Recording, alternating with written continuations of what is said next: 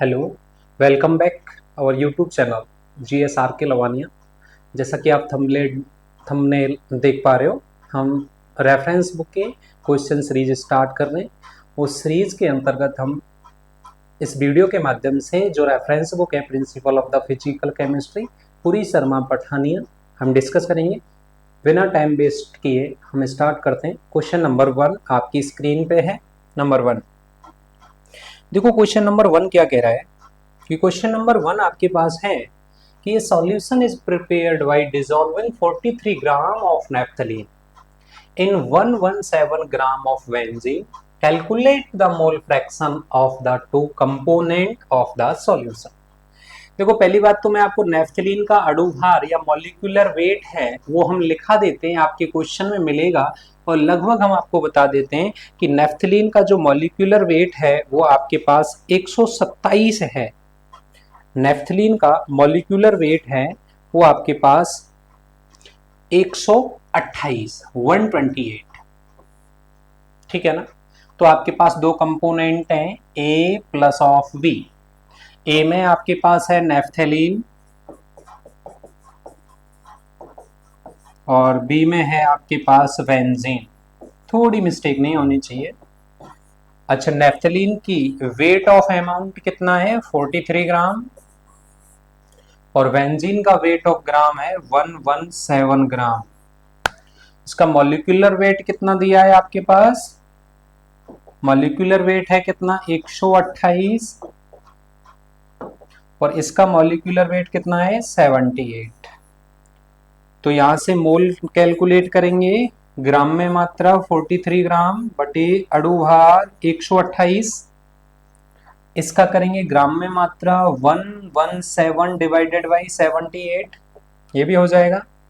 देखो, मैंने आपको क्या फॉर्मूला सिखाया है कि एक्स ए बराबर N A upon N A plus of N B, X B बराबर N B upon N A plus N B. कुल component X A plus of X B बराबर 1 होता है। एक्स ए की वैल्यू कैलकुलेट करेंगे तो कितना ग्राम दिया है आपके पास? 43 ग्राम है। 43 gram divided by 127, 143 divided by 127 plus of 117 divided by 78। यहाँ से एक्स ए आ जाएगा और एक्स ए की वैल्यू जब आपके पास आ जाएगी तो आप एक्स बी की वैल्यू बड़े आराम से निकाल सकते हैं। इजी गोइंग मामला था। पहला सवाल आपका क्लियर है। Question number second, question number second आपकी स्क्रीन पे है। देखो, ये भी मोल फ्रैक्शन का ही है, इसमें भी इजी गोइंग है, ज्यादा कोई टफ नहीं है। चलो देखो क्या कह रहा है। वो कह रहा है calculate the mole fraction of water in a mixture containing 9 gram water, 120 gram acetic acid and 15 gram ethanol. देखो, एथेनॉल का जो मॉलिक्यूलर वेट है वो भी हम लिखा देते हैं। एथेनॉल का जो मॉलिक्यूलर वेट है वो निकाल लेते हैं। एथेनॉल का फॉर्मूला होता है C2H5OH। एसिटिक एसिड का फॉर्मूला होता है CH3COOH। मिस्टेक नहीं होनी चाहिए। और वाटर का फॉर्मूला होता है H2O। तो ये तीन कंपोनेंट हैं। इसको कंपोनेंट का ए नाम देंगे हम, इस कंपोनेंट का बी नाम देंगे हम और इस कंपोनेंट का सी नाम देंगे हम। ए बी सी आपके पास है। अच्छा,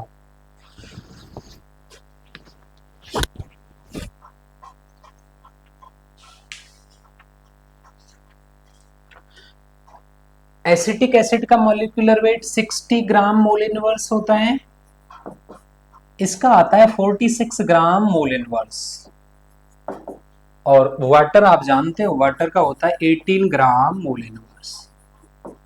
पता है आपको लिखा है मिक्सचर कंटेनिंग 9 ग्राम, इसकी ग्राम में वैल्यू कितनी है 9 ग्राम, इसकी ग्राम में वैल्यू 120 ग्राम और इसकी ग्राम में वैल्यू जो है वो है 115 ग्राम।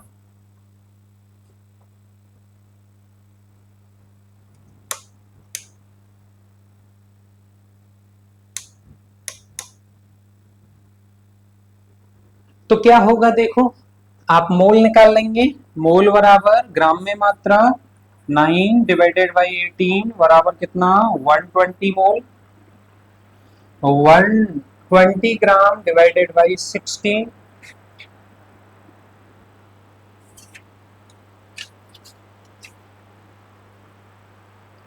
हाँ जी कितने मोल आएंगे बताओ, 2 मोल आएंगे।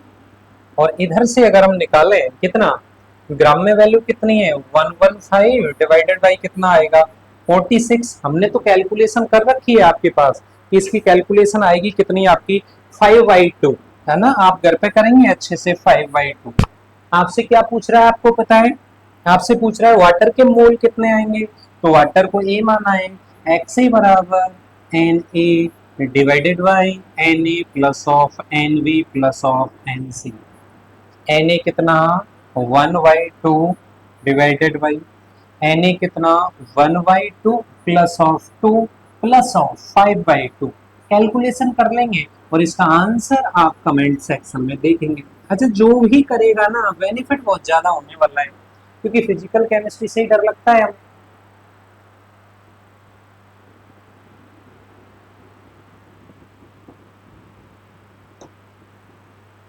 तो इसका आंसर आप कमेंट सेक्शन में दे देंगे। ये हमारे पास क्वेश्चन नंबर 2 डिस्कस कर लिया हमने। अब हम चलते हैं क्वेश्चन नंबर तीसरे की ओर। तीसरा क्वेश्चन क्या कहता है, चलो देखो, एक सेकंड थोड़ा सा वेट करेंगे।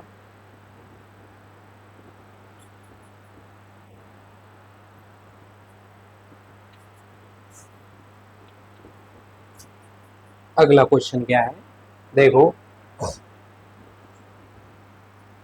वो कह रहा है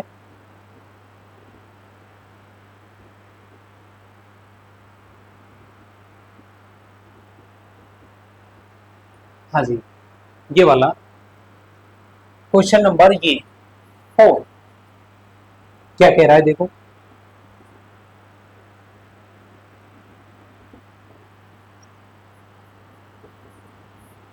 4 क्या कह रहा है, the density of 2 molar solution of acetic acid in water 1 kilogram decimetre cube, calculate the mole fraction of acetic acid.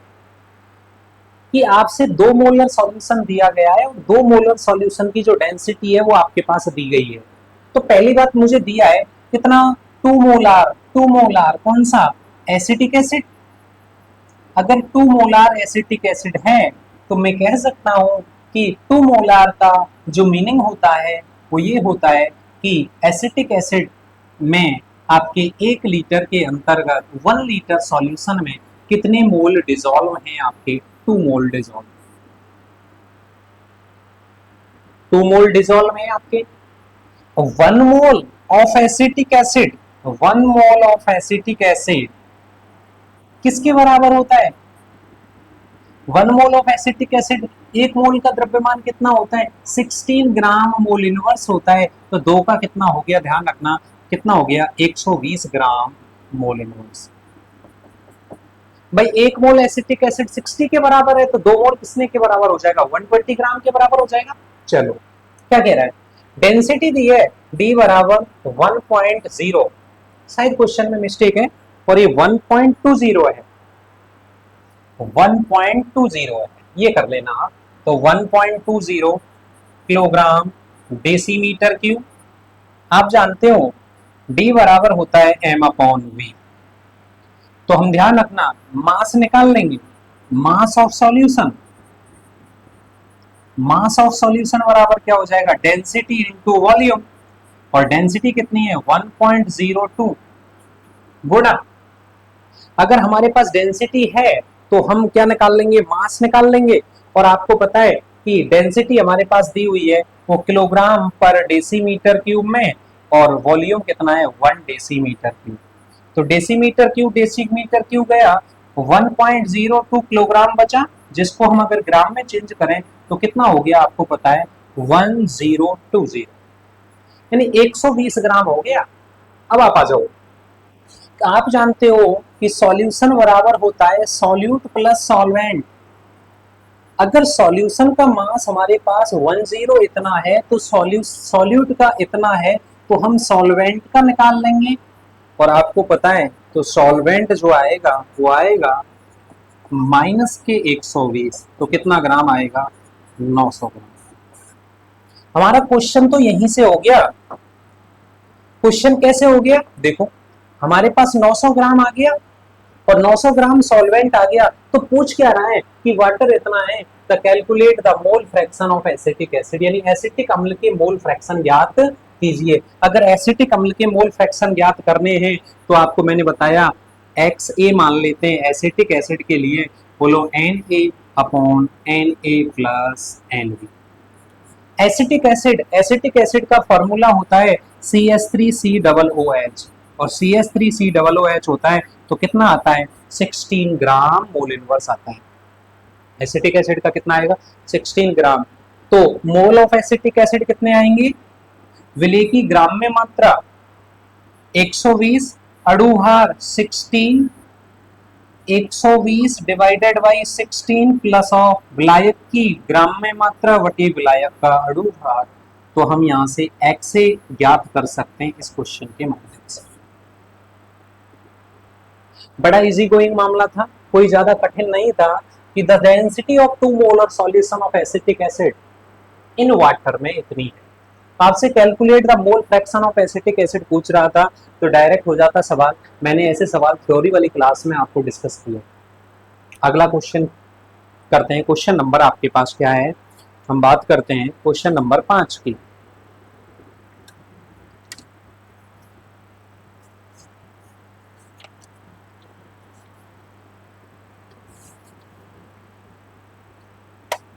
Question number 5 क्या कहता है, ध्यान से सुनिएगा।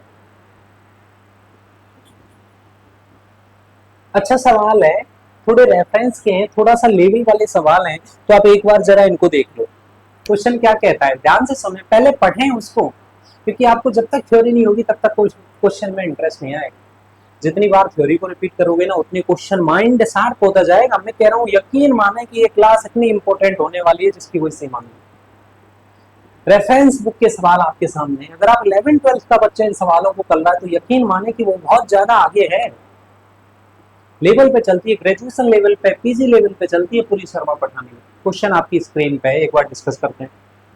देखो, calculate the molarity and the mole fraction of ethanol in a solution of total volume 100 ml prepared by adding total 100 ml prepared by adding 15 gram ethanol, density इतनी है, to 50 ml of water, density 1.0 gram per ml. Also calculate the molality of water in acid. Alcohol नहीं है भाई, थोड़ा सा इसमें क्योंकि PDF बनाते समय कुछ मिस्टेकें हो जाती हैं, तो ये जो अल्कोहल दे रखा है ना, ये पहली बात तो क्या है? Acetic acid. एक बार और मैच कर लेते हैं, क्या दे रखा है? अल्कोहल ही है ना, अल्कोहल है, अल्कोहल। इथेनॉल बिल्कुल सही है, करेक्ट है, अल्कोहल ही है ना, यही है। चलो ध्यान से सुने, पहले आपसे 3 वर्ड पूछ रहा है वो। पहला पूछ रहा है कि मोलैरिटी, तो थोड़ा सा सवाल में आपको इंटरेस्ट आने लगेगा अगर आप अच्छे से करोगे तो। आ जाओ सामने। पहला क्वेश्चन पूछ रहा है कि मोलैरिटी यानी मोललता पूछ रहा है।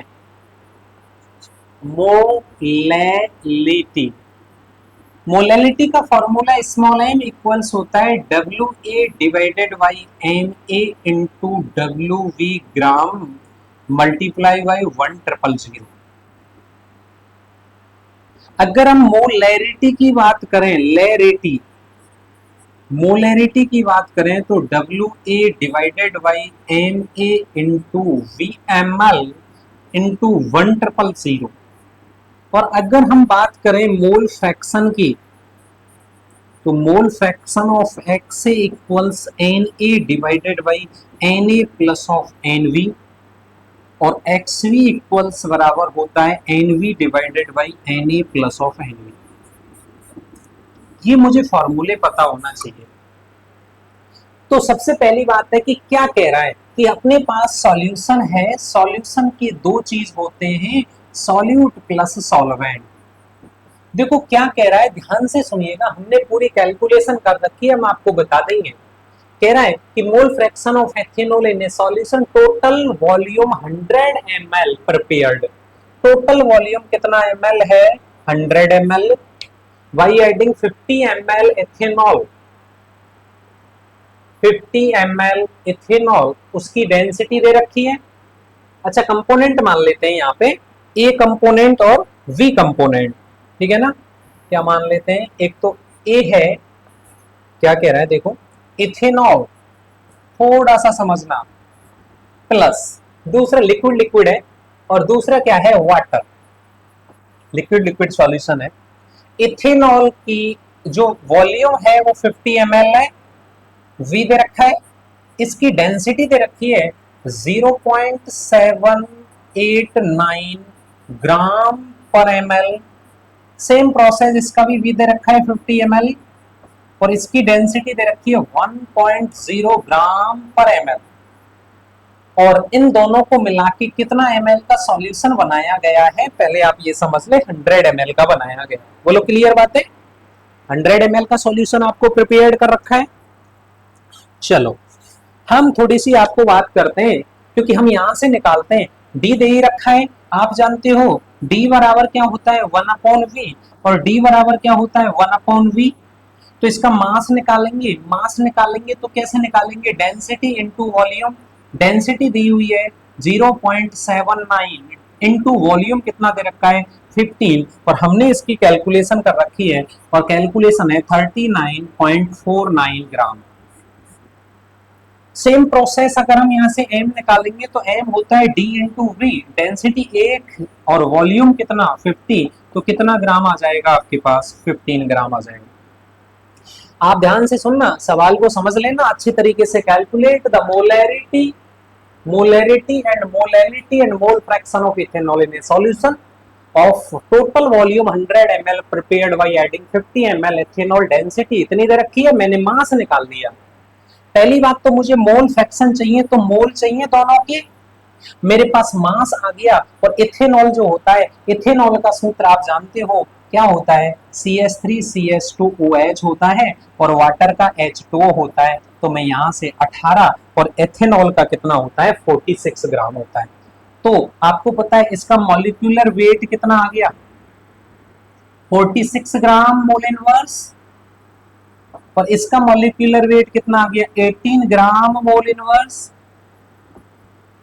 तो आपको पता लग गया सर, यहां से मोल निकाल लेंगे, Na बराबर ग्राम में मात्रा 39.45 डिवाइडेड बाई 46, और ये मोल आएंगे, आपको बता दूं मैं कैलकुलेशन कर रखी है 0.46 नहीं 0.86, और Nv जो आएगा ग्राम में मात्रा कितनी है आपके पास 15 ग्राम डिवाइडेड बाई 10, और आपके पास कितने मोल आ जाएंगे 2.8। भाई साहब एक क्वेश्चन तो हमारा सॉल्यूशन हो गया कि मैं मोल फ्रैक्शन निकालूंगा तो XA बराबर क्या हो गया, मोल आ गया। तो बोलो XA में क्या लिखूंगा 0.86 डिवाइडेड बाई 0.86 प्लस ऑफ 2.8, और XV इक्वल्स बराबर क्या होगा 2.8 डिवाइडेड बाई 0.86 प्लस ऑफ 2.8। तो यहां से XA की वैल्यू भी हमने कैलकुलेट कर रखी है कि कितनी आएगी, एसिटिक अम्ल के लिए कितनी आएगी 0.23 आएगी, और इसकी कैलकुलेशन में आप निकाल लेंगे। पहला सवाल यहां से ध्यान रखना, पहला काम हो गया। अच्छा दूसरी बात, पहला क्लियर हो गया, एक मोल फ्रैक्शन कंप्लीट हो गया। क्या पूछ रहा है, मोलैलिटी। मोलैलिटी किसकी पूछ रहे हैं, वो एसिटिक एसिड की मोलैलिटी पूछ रहा है। तो मोलैलिटी के लिए क्या चाहिए, हमें मोल चाहिए, और क्या चाहिए आपके पास, सॉल्वेंट की ग्राम में मात्रा चाहिए। और सॉल्वेंट की ग्राम में मात्रा कितनी ग्राम आई है बताओ, 15 ग्राम आई है। तो मैं यहां से एक और काम कर सकता हूं, चलो देखो ध्यान से, क्या स्मॉल m बराबर WA divided by MA into WV ग्राम में मल्टीप्लाई बाई 100, स्मॉल m बराबर, मैं इसको ऐसे लिख लूं, मोल divided by WV gram into of 1000। देखो मोल किसके चाहिए, एसिटिक एसिड के, और एसिटिक एसिड के मोल कितने आए आपको पता है, 0.86 डिवाइडेड बाई, और उसकी ग्राम में मात्रा कितनी है 15 इंटू 1000। इसकी भी हमारे पास कैलकुलेशन है, और इसकी कैलकुलेशन है 17, और मोलैलिटी की जो यूनिट होती है वो होती है मोल किलोग्राम इनवर्स। क्वेश्चन ध्यान से सुन लेना भाई, पूरा डिस्कशन कर रहे हैं तो मोलैलिटी भी हो गया। एक और सवाल, मोलरता capital M equals WA divided by MA into V solution ml में गुणा कितने से बताओ, 1000 से। तो मैं इसको भी क्या कर दूं, मोल divided by V ml into 1000, और मोल कितने हैं, वही मोल आ रहे हैं, कितने मोल हैं 0.86 इंटू कितना ml है 100 ml इंटू 1000। ये कट गया यहां से, ये 2 जीरो आ गई अपने पास, ये आ गया 8.6, और इसकी जो यूनिट है मोल लीटर इनवर्स। बेटा यहां तक तो हमारा ये सवाल हो गया, हमने कर भी लिया, लेकिन लास्ट और बच रहा है, वो अच्छा सवाल है ना। वो कह रहा है कि also calculate the molality of water in ethanol. Ethanol में वाटर की मोलैलिटी, भाई साहब ये थोड़ा सा आपको, मोल क्या होता है, ग्राम में मात्रा, weight of amount of solute divided by molecular weight.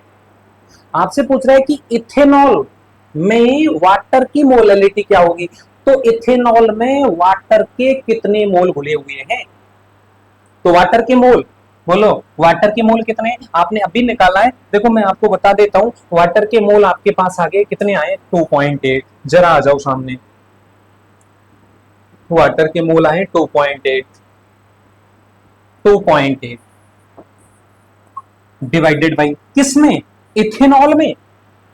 तो इथेनॉल की ग्राम में मात्रा इंटू 1000, भाई इथेनॉल की ग्राम में मात्रा इंटू 1000, और इथेनॉल में मोलैलिटी पूछ रहा है, तो इथेनॉल वाली ये रही, इसकी ग्राम में मात्रा आपके पास कितनी आई है 39 पॉइंट, यानी 39.45 ग्राम एथेनॉल में वाटर के कितने मोल डिसॉल्व हैं। आपकी समझ में आ गई, आई होप ये आपकी समझ में आ गया होगा।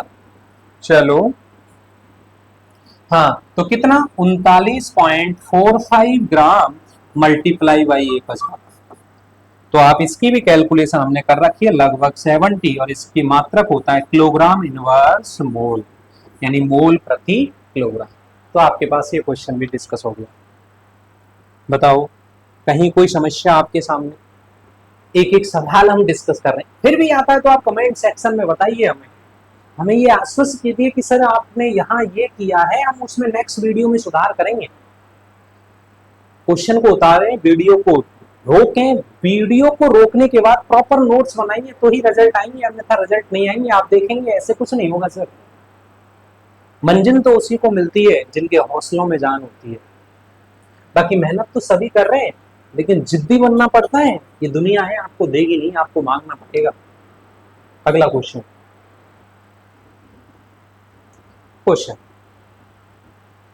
अच्छा सवाल था ये, आ जाओ।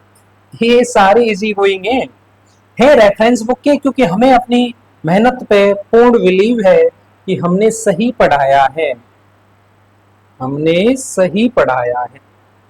आ जाओ, देखो question example number 6, the vapour pressure of pure CCl4 SnCl4 at 25 degree centigrade are 114.9 into 238.8 torr में दिया है respectively. Assuming the ideal behavior, calculate the total vapor pressure of solution containing 10 gram of CCl4 and 15 gram of SnCl4। पहली बात तो मैं आपको इनकी molecular weight आपको लिखा दूं कि कितना होता है। तो आपके CCl4 का जो मॉलिक्यूलर वेट होता है वो आपका कितना होता है, CCl4 का मैं लिखा देता हूं पहले ही। CCl इस क्वेश्चन में भी दिया है 14, और SnCl4 का जो दिया है क्वेश्चन में वो दिया है 17। बस हो गया मेरा काम, मुझे मतलब नहीं है, बस मुझे इतना चाहिए। बाकी तो आप जानते हो सर, हमारे बच्चे हैं होशियार है, इंटेलिजेंट है, सब पता है इनको। अरे सर आइडियल है ना, पी एस बराबर P not A X A plus of P not V X V. अच्छा, यहां से पहले लिख लेते हैं। कह रहा है कि दो चीज है, एक तो आपके पास सीसीएल कार्बन टेट्राक्लोराइड है, एक एसेंशियल 4 है। इसका वेट ऑफ अमाउंट दिया है, कितना वेट ऑफ अमाउंट है इसका 10 ग्राम।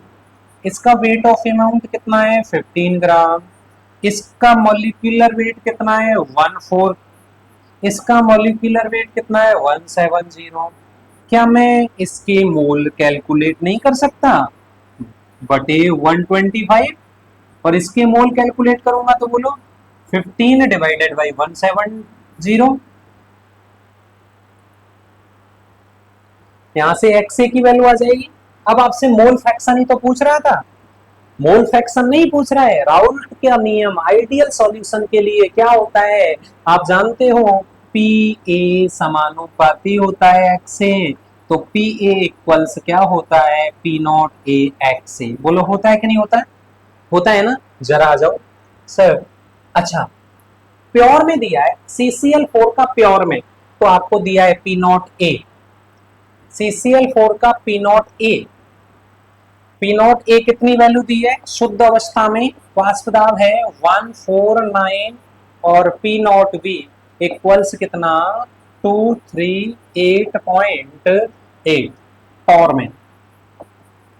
अभी हमें तो सारी कैलकुलेशन कर रखी है, तो हम आपको बता देंगे पूरा कंप्लीट, है ना। आप ध्यान से सुने। सॉल्यूशन है P S equals P not A X A plus of P not V X V. दोनों चाहिए, एक्स ए निकाल लू यहां से, X A equals N A direct लिखाऊं वाई इतना डिवाइडेड बाई वाई इतना प्लस ऑफ 15/170। तो एक्स ए की वैल्यू हमारी आई है 0.424, और एक्स भी 1 में से घटा के जो आई है वो 0.576 आ रहा है। ठीक है ना। चलो सब कुछ है ना सर। पी एस इक्वल्स क्या होगा, पी नॉट ए कितना है 114.9 into X A, X A की वैल्यू 0.400 इतना plus of P not V की वैल्यू है 238.8 इंटू एक्स वी इंटू 0.576। तो sir P S equals calculation करेंगे इसकी, मैंने कैलकुलेशन कर रखी है, आप करना। अगर फिर भी कोई डिफरेंस आए तो आप कमेंट सेक्शन में जरूर बताएं। 137.26 टॉर। तो प्रेशर ऑफ सॉल्यूशन, इसकी कैलकुलेशन ये दोबारा लिख दिया, चलो लिख लेते हैं प्लस ऑफ वंस। तो आपके पास टोटल वेपर प्रेशर आ गया। तो ये राउल्ट के नियम का क्वेश्चन था, अच्छा सवाल था।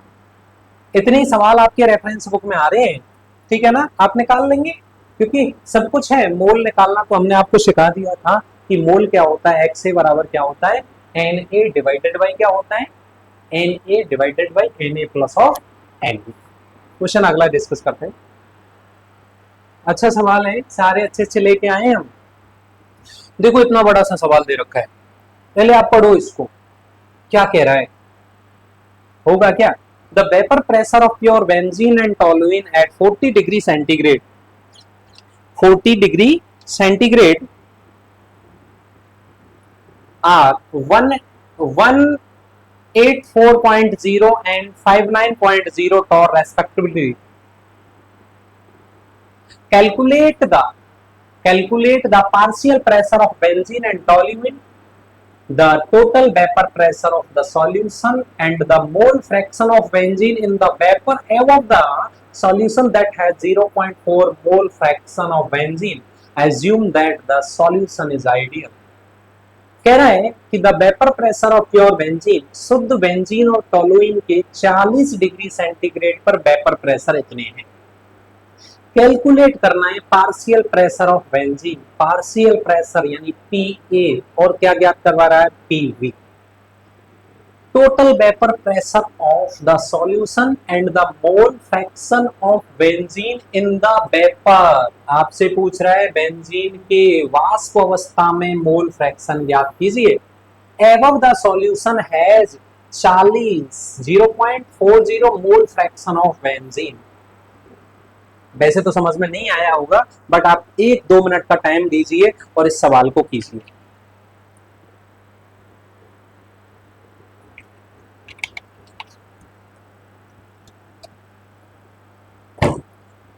कुछ भी नहीं है, इजी गोइंग है।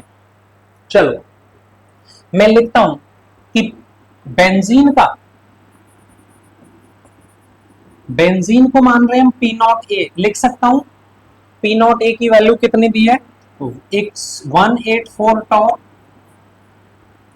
पी नॉट वी की वैल्यू कितनी दी है बोलो 59 टॉर, ठीक है ना। अच्छा ये दिया है आइडियल सॉल्यूशन है, तो आइडियल सॉल्यूशन एक और दिया है आपको मोल फ्रैक्शन। तो बेंजीन के मोल फ्रैक्शन एक्स ए की वैल्यू कितनी है 0.40 और इसकी क्या हो गई 0.6।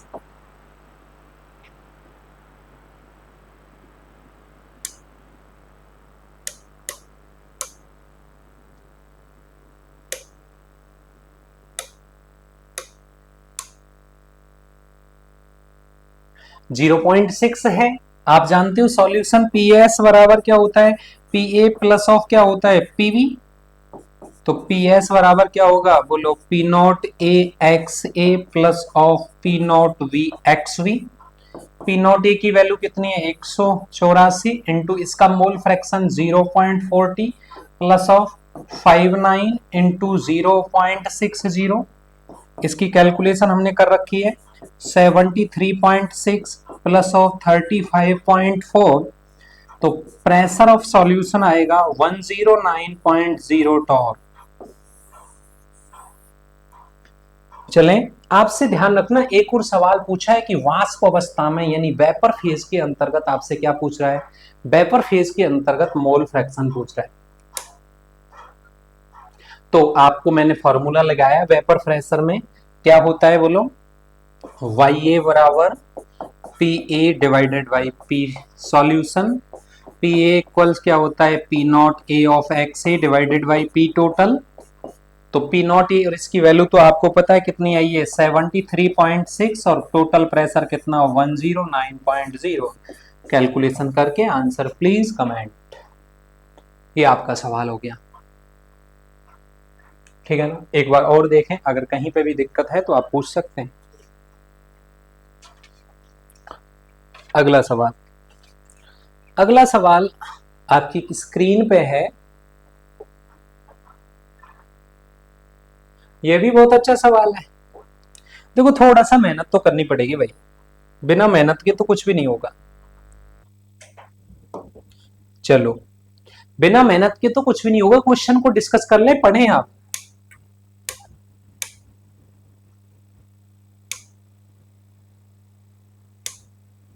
A liquid A and B form an ideal solution.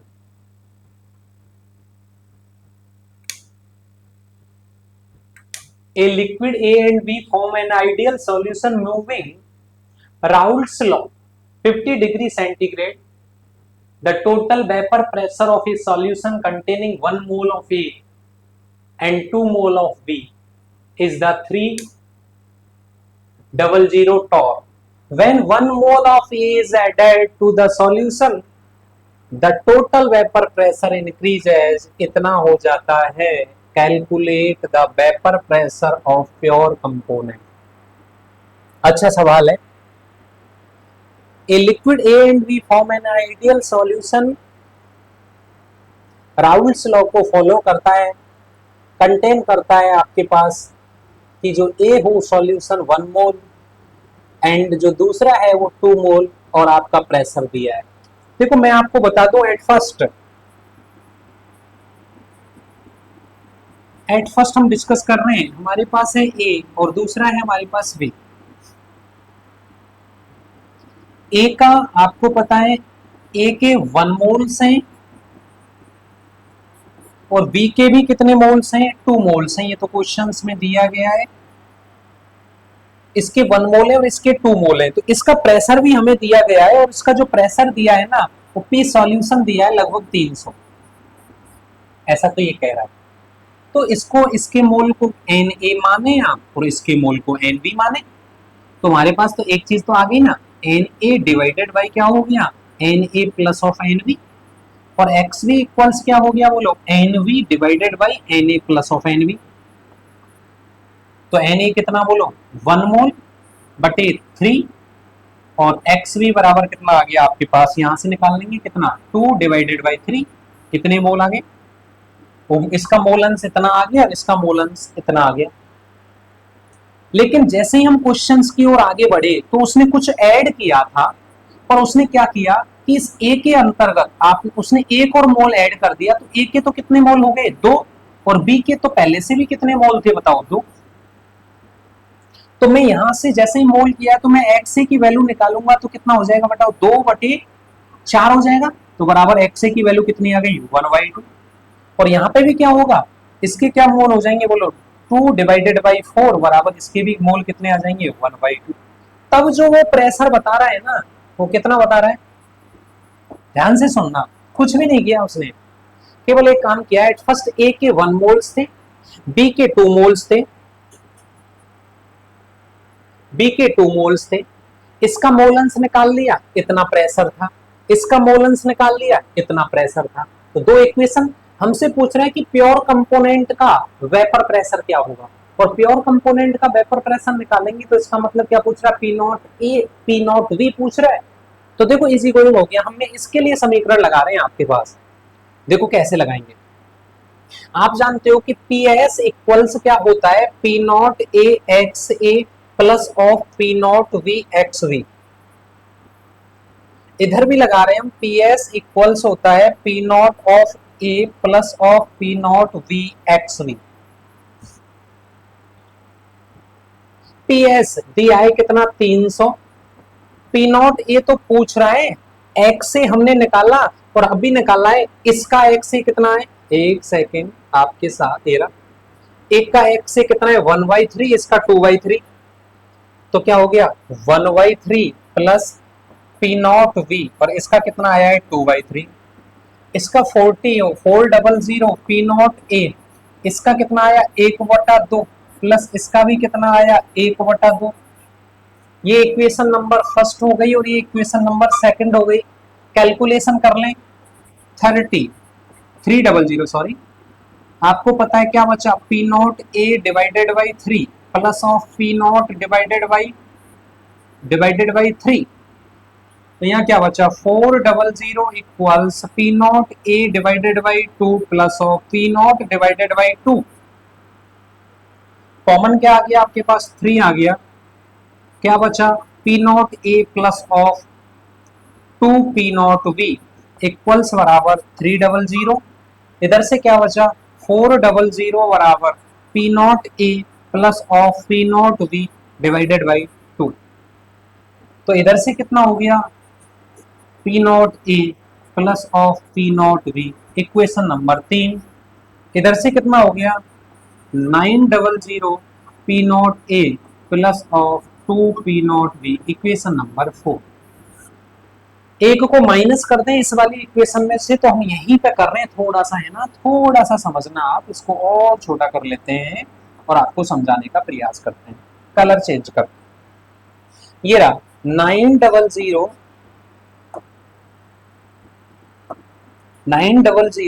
P not A plus P not A plus 2 P not V, ठीक है ना। चलो ये रहा, और उधर second equation 800 equals P not A plus of P not V, घटा दें, साइन चेंज कर ले, मैं बता रहा हूं पूरा कितना हो गया, ये कट गया, कितना हो गया 100 इक्वल्स कितना बचा, पी नॉट वी। देखो पी नॉट वी का तो मान आ गया हमारे पास, अब इसका मान समीकरण इक्वेशन 4 में रख दें, रखो 900 इक्वल्स पी नॉट ए निकालना है plus 2 into P not be. P not be की वैल्यू कितनी है 100। एक सेकेंड 900 बराबर P not A plus of 200, तो पी नॉट ए की वैल्यू कितनी आ गई 700। हमारा सवाल हो गया सर।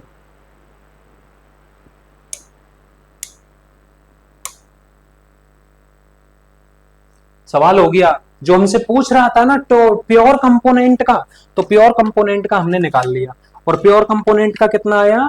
तो आप ध्यान रखेंगे इस सवाल का जो आंसर है पी नॉट ए की वैल्यू तो आई है अपने पास कितनी 700 और पी नॉट वी की वैल्यू आई है कितनी 100। तो प्योर अवस्था में हमने वो वेपर प्रेशर निकाल लिया। क्वेश्चन नंबर अगला डिस्कस करते हैं। 9th सवाल, ये भी अच्छा सवाल है, थोड़ा सा देखें इसको भी। कह रहा है कि the vapour pressure of pure liquid A and B assume to behave ideal are 200 torr and 500 torr at 27 degree centigrade. Calculate the mole fraction in the vapor and the liquid phase of a solution of A and B. The total vapor pressure of a solution is 350 torr at 27 degree centigrade. क्या कह रहा है कि आपसे पूछ रहा है कि आप मोल अंश ज्ञात कीजिए कि मोल फ्रैक्शन ज्ञात कीजिए। और मोल फ्रैक्शन आप कैसे ज्ञात करोगे, मोल फ्रैक्शन आप कब ज्ञात करोगे कि एक तो वेपर फेज में भी पूछ रहा है आपसे और एक आपसे कौन से लिक्विड फेज में भी पूछ रहा है। क्वेश्चन है आपके पास, तो लिक्विड फेज में और वेपर फेज में अगर मोल फ्रैक्शन आपसे पूछ रहा है तो इजी गोइंग है, क्योंकि हमने तो पढ़ा है राउल्स लॉ पीएस इक्वल्स होता है P not A plus of X A plus of P not V X V. आपको दिया है कि total vapour pressure of solution और सॉल्यूशन का वेपर प्रेशर कितना है 300। एक और चीज प्योर का दिया है, बिहेव आइडियल सॉल्यूशन है तो दो कंपोनेंट ए है तो ए का कितना दिया है आपको दिया गया है पी नॉट ए की वैल्यू कितनी है 200 है और पी नॉट बी की वैल्यू कितनी है बताओ 500 है। एक बार कलर चेंज करते, चलो रख देते हैं यहाँ पे। पी नॉट ए की वैल्यू कितनी है 2 X A plus of P not be की वैल्यू कितनी है 500, कितना हो गया एक्स वी। यहाँ दोबारा और equation 350 equals 200 of X A plus of 500 of X B. यही है ना, कैलकुलेशन कर लेते हैं इसकी। हाँ, इसको और कैलकुलेशन करने के लिए आप जानते हो X A plus of X B बराबर कितना होता है 1, तो एक्स बी बराबर कितना हो जाएगा बोलो 1 माइनस का एक्स ए। यहां रखेंगे 350 बराबर 20 X A plus of 5 1 minus का एक्स ए। कैलकुलेशन करेंगे 350 equals 2 X A plus of 500 minus 500 X A. चलो ऐसा करते हैं, इस वाले को यहां भेज देते हैं, तो बोलो 350 माइनस का 500 इक्वल्स क्या हो गया माइनस के 500 एक्स ए प्लस के 200 ऑफ एक्स ए। इसमें से कितना बचा 150 बचा इक्वल्स माइनस आ गया एक्स ए कॉमन ले लिया माइनस एक्स ए, कितना बचा 500 माइनस के 200 150 बराबर माइनस के एक्स से 300 बचा, माइनस से माइनस गया। अब आप देखो यहां से एक्स ए की वैल्यू आ गई अपने पास इतना बटे 300 कट गया, कितना आ गया 1/2। तो एक्स ए हमारे पास लिक्विड में तो आ गया कितना बोलो 0.5 और आपसे अगर एक्स बी की वैल्यू पूछे तो भी कितनी है 0.5, क्योंकि दोनों का जो योग होता है वो कितना होता है 1 होता है। चलो एक और बच रहा है ना, थोड़ा सा देखें।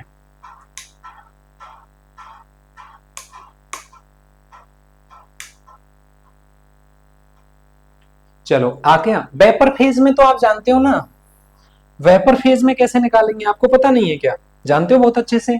बोलो वाई ए इक्वल्स क्या होता है?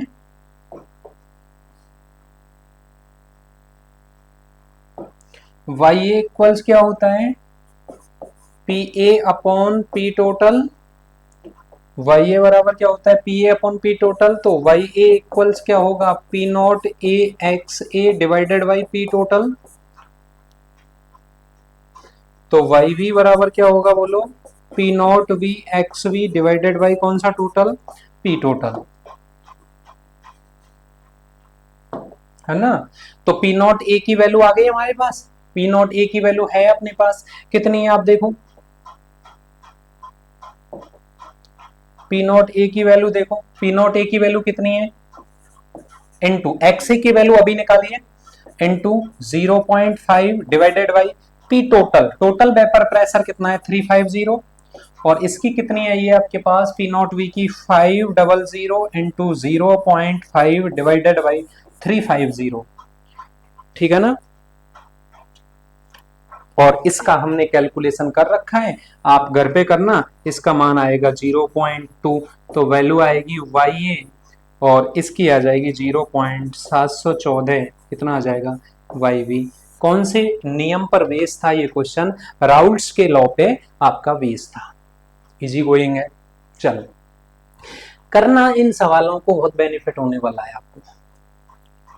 चलो क्वेश्चन नंबर 10, ये भी अच्छा सवाल है। देखो पहले समझो सवाल को, टाइम लग रहा है लगने दो, क्योंकि रिजल्ट्स आएंगे ना। जब आप इनके रिजल्ट्स देखोगे, जब एग्जाम में क्वेश्चन एज इट इज आएंगे, फर्स्ट ग्रेड हो सेकंड ग्रेड हो, पूरी शर्मा पठानिया से एज इट इज क्वेश्चन है, मैच कर लेना, झूठ नहीं बोल रहा, सारे पेपर हैं आपके पास, वहीं से आएंगे। देखो क्या लिखा है।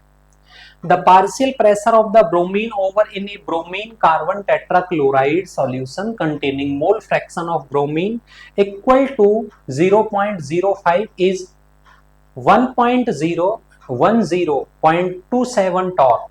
If vapor pressure of pure bromine at the same temperature is 213 torr, what is the activity coefficient of bromine in the given solution?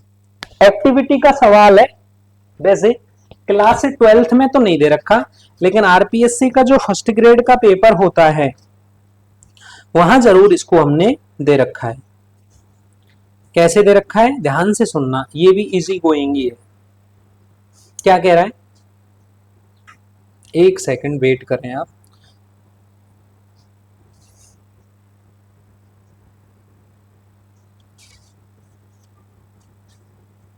हाँ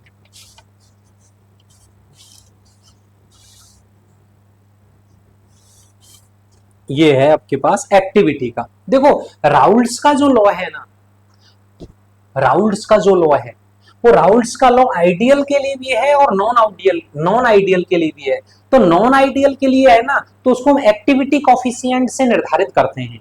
ध्यान से सुनना, आपको पता है, और आप ये लिखेंगे कि नॉन आइडियल सॉल्यूशन के लिए राउल्ट्स जो लॉ होता है वो होता है पी आई इक्वल्स होता है ए आई पी नॉट आई। क्या होता है फॉर्मूला? पी ए बराबर होता है ए ए पी नॉट ए। जो ए है ना, ए इसको बोलते हैं एक्टिविटी, जो आपसे पूछ रहा है। और एक और हमसे जो पूछा है वो एक्टिविटी कॉफिशिएंट गामा ए बराबर होता है ए डिवाइडेड बाई एक्स ए। तो हमसे इस क्वेश्चन के अंतर्गत एक्टिविटी कॉफिशिएंट पूछा गया है, तो हम डायरेक्ट करेंगे सवाल को।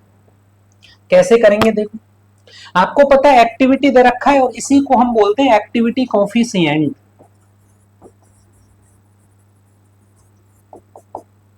एक्टिविटी कॉफिशिएंट तो एक्स से चाहिए हमें, एक्स से चाहिए, तो एक्स से आपको पता है, देखो क्या कि mole fraction of bromine equal to the 0.0 is ये रे। तो इसका मतलब ये x बराबर क्या होगा? ए डिवाइडेड बाई 0.025। अब मुझे एक्टिविटी चाहिए और एक्टिविटी का फॉर्मूला है, तो activity of A P A divided by क्या आएगा? P not A. P A चाहिए मुझे, पी ए उसमें दिया है लिखा है containing mole fraction of the bromine equal to the 0.025 is कितने दाब पे? 10.07 दाब पे। और आपको पता है लास्ट में भी दिया है कि pure bromine at the same temperature is 213। If the vapour pressure of pure bromine का कितना है बोलो? दिया है 213 है।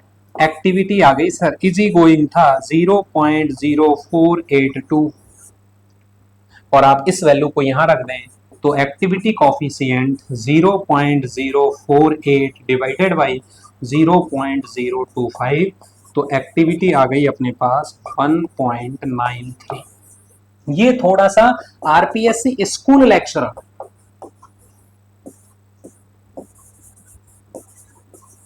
के लिए सवाल था, क्योंकि आपके में नहीं है 12th लेवल पे, लेकिन मैंने बता दिया। तो ध्यान रखना राउट्स का लॉ आइडियल सॉल्यूशन के लिए तो होता है, आइडियल सॉल्यूशन के लिए तो आप निकाल लेंगे कि पी ए बराबर क्या होता है। देखो मैं आपको बता दूं थोड़ा सा कि आप निकाल देंगे आइडियल सॉल्यूशन के लिए तो पी ए इक्वल्स क्या होता है? P not of E X A. इसके लिए भी क्या होता है? P not V is equal to X V होता है। लेकिन ध्यान रखना नॉन आइडियल के लिए भी होता है, और नॉन आइडियल के लिए क्या होता है? पी ए बराबर होता है ए पी नॉट ए, इसको एक्टिविटी बोलते हैं। और गामा बराबर क्या होता है? ए डिवाइडेड बाई क्या होता है? एक्स ए। कंसंट्रेशन की जो टर्म होती है उसमें भी इसको डिफाइन करते हैं। तो ये 10 सवाल आपके। देखो अगला सवाल,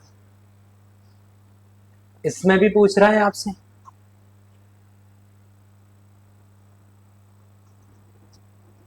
क्वेश्चन नंबर आपके पास एक स्क्रीन पे है, एक बार देखो जरा।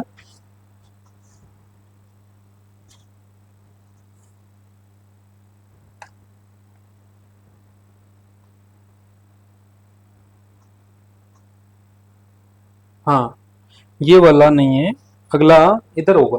अगला सवाल ये रहा।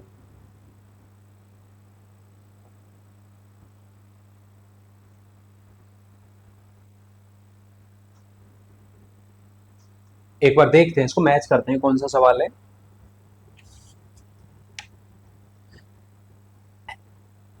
ये अपने पास होगा, ये हो गया एक्टिविटी वाला है ना।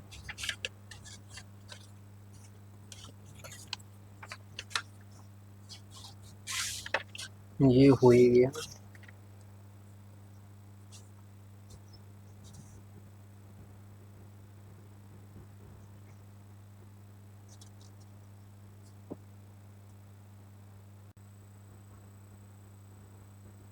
तो लगभग हमने इस वीडियो में 10 क्वेश्चन डिस्कस कर लिए। बाकी जो 11th क्वेश्चन है और 12th क्वेश्चन है वो नेक्स्ट वीडियो में डिस्कस करेंगे।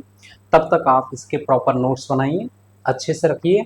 हम एक और सीरीज स्टार्ट कर रहे हैं पूरी शर्मा पठानिया के जितने भी क्वेश्चंस हैं आपके सॉल्व्ड एग्जाम्पल अनसॉल्व्ड एग्जाम्पल, हम आपको एक एक वीडियो प्रोवाइड करवाते जाएंगे।